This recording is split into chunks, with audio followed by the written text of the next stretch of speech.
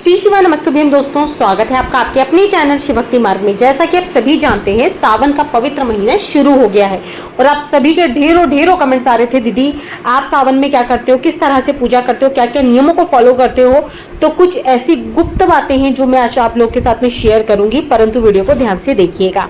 देखिए, सबसे पहले तो मैंने हाथ में जल लेकर अपने नेत्रों पे लगाया और अपने ऊपर छिड़क लिया, मतलब पवित्रीकरण कर लिया। 3 बार जल हम ग्रहण करते हैं, ओम केशवाय नमः, ओम माधवाय नमः, ओम विष्णवे नमः कहते हुए, और एक बार जल लेकर हमें हाथ को धोकर पोंछ लेना चाहिए। इससे क्या होता है, किसी भी पूजा में, चाहे आप रोजाना की पूजा कर रहे हो, चाहे आप कोई भी पूजा कर रहे हो, उससे सबसे पहले आपका शुद्धिकरण और पवित्रीकरण हो जाता है। क्योंकि स्नान से आप शुद्ध नहीं माने जाते हैं, तो जल का आचमन आपको जरूर कर लेना चाहिए। इसके पश्चात मैं यहाँ पर एक घी का दीपक प्रज्वलित कर रही हूँ। मैं जब भी पूजा करती हूँ ना, पहले क्योंकि सावन में थोड़ी सी विशेष पूजा करती हूँ, पार्थिव शिवलिंग बनाती हूँ। और ये जो आप सामने देख रहे हैं ना शिवलिंग, जो बेलपत्र रखे हुए आप देख रहे होंगे, वो पूजा मैं पहले कर चुकी हूँ। उसका भी वीडियो अगर आपको लगता है तो मैं आप लोग के साथ में शेयर करूँगी। जो मेरे घर के शिवलिंग है, नर्मदेश्वर शिवलिंग है, उनकी पूजा मैं कैसे करती हूँ। तो यहाँ पर देखिए, सबसे पहले तो मैं दीपक प्रज्वलित कर रही हूँ। सुबह में स्नान वगैरह करके आप एक समय डिसाइड कर लीजिए। जैसे मैं तो आपको सच बात बताऊँ ना, मैं 12 से 3 के बीच पूजा कर पाती हूँ, तो मैं उसी समय पे पूजा करती हूँ। मैं बिल्कुल नहीं बोलूँगी कि मैं सुबह 6 बजे से पूजा करती हूँ, क्योंकि मैंने नियम लिया हुआ है। मेरे घर में बच्चे हैं, उन्हें स्कूल वगैरह भेजना, घर के काम वगैरह के बाद में मैं 12 बजे तक फ्री हो जाती हूँ। नहा मैं सुबह सुबह लेती हूँ, मंदिर हो जाती हूँ, मंदिर की पूजा कराती हूँ, सामने घर के शिव मंदिर है वहाँ हो जाती हूँ। परंतु पार्थेश्वर पूजन में 12 से 3 के बीच ही करती हूँ। तो 12 बजे बस मैं पूजा के लिए बैठ जाती हूँ और 12 बज गए हैं और थोड़ा सा ही समय लगता है। मैं देखिए बहुत ज़्यादा समय भी नहीं लगता इस पूजा में, परंतु जो मैंने टाइम डिसाइड करा हुआ है 12 से 3 का किया हुआ है। कई बार देखिए हमें समय, क्योंकि ग्रस्त जीवन में समय का भाव बहुत रहता है। तो यहाँ पर मैंने मिट्टी की शिवलिंग बना ली है, इस पात्र में इन्हें रख लिया है। कुछ लोग बोलते हैं दीदी वो जो आपने पात्र लिया था अमेजोन से, उसका लिंक दीजिएगा, तो मैं बहुत बार लिंक दे चुकी हूँ। तो यहाँ पर 4 आचमनी हमने जल अर्पित किया। कच्चा दूध यहाँ पे मैं अर्पित कर रही हूँ। गाय का कच्चा दूध मेरे घर पे आता है, तो मैं सब वही अर्पित कर देती हूँ। मैंने शिवलिंग तैयार कर ली है, जिन्हें मैंने बेलपत्र पत्र के ऊपर रखा हुआ है। बेलपत्र का ही आसन दिया जाता है हमेशा जब भी आप मिट्टी के शिवलिंग तैयार करते हैं। ये है श्रृंगी। श्रृंगी से अभिषेक करने से, क्योंकि गौमुखी श्रृंगी होती है, इससे लगातार शिवलिंग के ऊपर अभिषेक होता है और आपको बहुत ही ज़्यादा पुण्य फलों की प्राप्ति होती है। गौमुखी श्रृंगी होती है, तो ये ज़रूर होनी चाहिए आपके पास। और यदि ये नहीं है तो फिर आप पात्र से भी, लोटे से भी अभिषेक कर सकते हैं। मैं ना रुद्राष्टक का पाठ ज़रूर करती हूँ जब भी महादेव का अभिषेक करती हूँ। तो हद से हद 5 मिनट में मेरा रुद्राष्टक का पाठ हो जाता है। जब तक शिवलिंग पे आप देख रहे होगे जल की धार चल रही है, क्योंकि जल थोड़ा सा जल्दी से गिरता है, तो मैंने उसमें थोड़ा सा कुछ लगा रखा है ताकि जल धीरे से गिरे। लकड़ी, उसमें जो माचिस की सीख होती है, मैंने वो थोड़ी सी तोड़कर लगा दी थी। अब हम भगवान को यहाँ पे पवित्र जल से एक बार स्नान करा लेंगे, क्योंकि हमने भगवान का भी अभिषेक करा है कच्चे दूध से। अब मैं यहाँ पे गंधोदक स्नान करवा रही हूँ, यानी कि अष्टगंध चंदन से स्नान करवा रही हूँ। आपके पास जो भी चंदन हो आप उससे भी भगवान का स्नान करा सकते हैं। यदि आप रोजाना कच्चा दूध आपको उपलब्ध नहीं हो पाता है तो पैकेट वाला दूध देखिए मत लीजिएगा। मैं आपको हमेशा बोलती हूँ पैकेट वाला दूध का प्रयोग नहीं करना चाहिए। अब हम भगवान को अभिषेक करने के बाद चंदन का तिलक कर देंगे। चंदन का तिलक करने के पश्चात थोड़े से अक्षत मैंने यहाँ पे अर्पित कर दिए हैं। और एक चीज़ का विशेष ध्यान रखा करें, जब भी आप शिवलिंग का निर्माण कर लेते हैं ना, उस पर अक्षत या चंदन लगा दिया करें, क्योंकि कहा जाता है जैसे ही आप शिवलिंग का निर्माण कर लेते हैं 33 कोटि देवी देवता शिवलिंग के आसपास विराजमान होते हैं। और यदि शिवलिंग के ऊपर कोई पूजन सामग्री ना चढ़ाई जाए ना, तो आपका जो पूजा का जो भी पुण्य फल है, जो आपने शिवलिंग बनाया उसका पूजन किया, उसका पूरा फल इंद्रदेव को चला जाता है। तो देखिए यहाँ पे मैंने फटाफट से वस्त्र पहना दिए, जनेऊ भगवान को पहना दिया है। कच्चे सूत को लपेट के 5 बार मैं रोजाना इसी तरह से जनेऊ भगवान को पहनाती हूँ। और ये जो मेरा बॉक्स जो आप देख रहे होगे ना, पूजा का पिटारा, ये सबसे पहले वीडियो मैंने आप लोग के साथ में शेयर करा था। सावन का पहला दिन हमें क्या क्या तैयारी करनी चाहिए। इसमें मैं काले तिल रखती हूँ, शिवलिंगी, नागकेशर, भांग वगैरह रखती हूँ। अबीर गुलाल भगवान को मैंने चढ़ा दिया है। अब हम भगवान को यहाँ पे मैंने चढ़ाए हैं शमी पत्र। देखिए जो उपलब्ध हो जाए, बिल्कुल परेशान नहीं होना चाहिए कि ये नहीं मिल रहा, वो नहीं मिल रहा। बेलपत्र मेरी चढ़ी हुई बेलपत्र होती है, उसी को उतार के मैं अक्सर रख लेती हूँ, क्योंकि देखिए रोज़ नए बेलपत्र कई बार व्यवस्था हो पाती है, कई बार नहीं हो पाती है। और वैसे मेरे पास ऊपर भी बेलपत्र का पौधा लगा हुआ है, परंतु उसमें इतनी ज़्यादा बेलपत्र नहीं आती कि हम लोग रोज़ तोड़ पाएँ। वो पूजा पाठ करने के हिसाब से मैंने छत के ऊपर लगा रखा है। शाम को दीपक वगैरह प्रज्वलित करती हूँ, क्योंकि अभी सावन चल रहा है तो मैं रोज़ाना दीपक प्रज्वलित करती हूँ।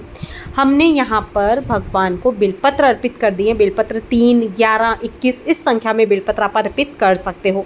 आज मुझे ना अकाव यानी आंकड़े के फूल नहीं मिले तो वो मैं नहीं चढ़ा पाई हूँ, परंतु सफ़ेद फूल मुझे उपलब्ध हो जाते हैं। सामने ही गार्डन है तो वहाँ से मैं थोड़े से ले आती हूँ। गुलाब के फूल घर पे थे तो वो भगवान से जो मिल जाए आपको उससे भगवान का श्रृंगार करिए। बिल्कुल साधारण पूजन बता रही हूँ। धतूरा मिल गया था तो मैंने चढ़ा दिया, कई बार धतूरा मुझे नहीं मिल पाता है।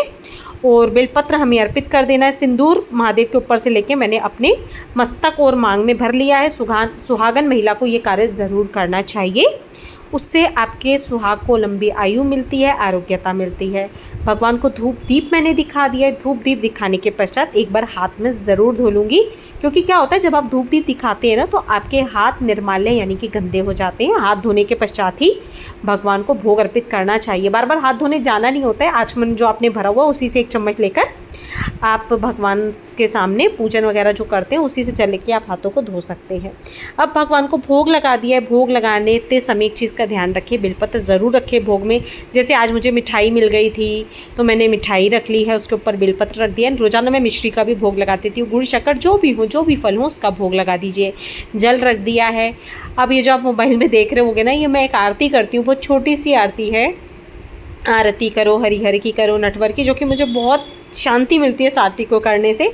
तो बस गणेश जी की और मैं आरती करो हर हर की, तो महादेव की छोटी सी सूक्ष्म आरती है जिसे मैं करती हूँ रोज़ाना की। जो मैं आपकी विधि है ना पूजा की वो शेयर कर रही हूँ। इस पूजा को करने में मुझे मात्र 10 से 15 मिनट का समय लगता है, और इसीलिए मैं बिल्कुल समय लेकर बैठती हूँ ताकि इस बीच मुझे कुछ भी काम नहीं होता है।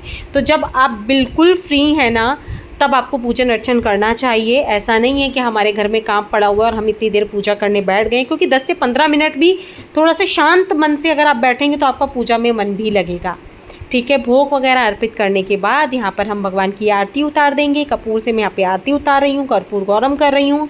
बहुत ही साधारण सी पूजा मैं रोज़ाना करती हूँ, परंतु यदि सावन में रोज़ाना कहा जाता है कि आप शिवलिंग का निर्माण करते अपने हाथों से, मिट्टी की शिवलिंग बनाते हैं, तो उससे आपके घर में सौभाग्य की प्राप्ति होती है, वंश वृद्धि होती है, आपके घर के जो भी कष्ट हैं वे दूर हो जाते हैं, और हाथों की जो रेखाएं होती है दुर्भाग्य रेखाएं भी सौभाग्य में बदल जाती हैं। इसलिए नियम से मैं पूरे, जैसे अभी 60 दिन है अधिक मास के, तो मैं पूरे दिनों में पूजन करती हूँ और छोटा सा हवन करती हूँ।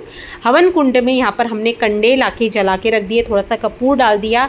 जल से आचमन करने के बाद तिलक वगैरह करके पहले 5 आहुति ओम गण गणपते नमः की मैं दूंगी। गणेश जी के नाम की 5 आहुति दूंगी। ठीक है, बहुत छोटा सा सूक्ष्म हवन होता है ये, बहुत ज़्यादा लंबी चौड़ी कुछ भी विधि नहीं होती। और 11 आहुति ओम नमो भगवते रुद्राय की मैं देती हूँ। छोटा सा हवन है ये, बहुत ज़्यादा इसमें विशेष कुछ भी नहीं है। हवन सामग्री आप डाल दीजिए।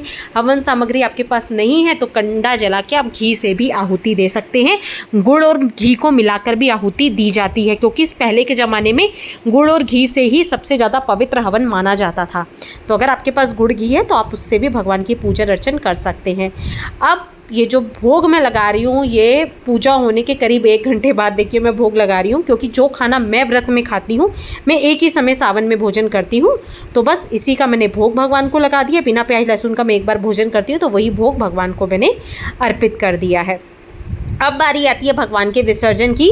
तो जैसे आपने मान लीजिए 12 बजे पूजन अर्चन करा तो आप 3-4 बजे करीब सूर्य अस्त होने से पहले, 6 बजे जैसे सूर्यास्त हुआ उससे पहले पहले आपको भगवान का विसर्जन कर देना है।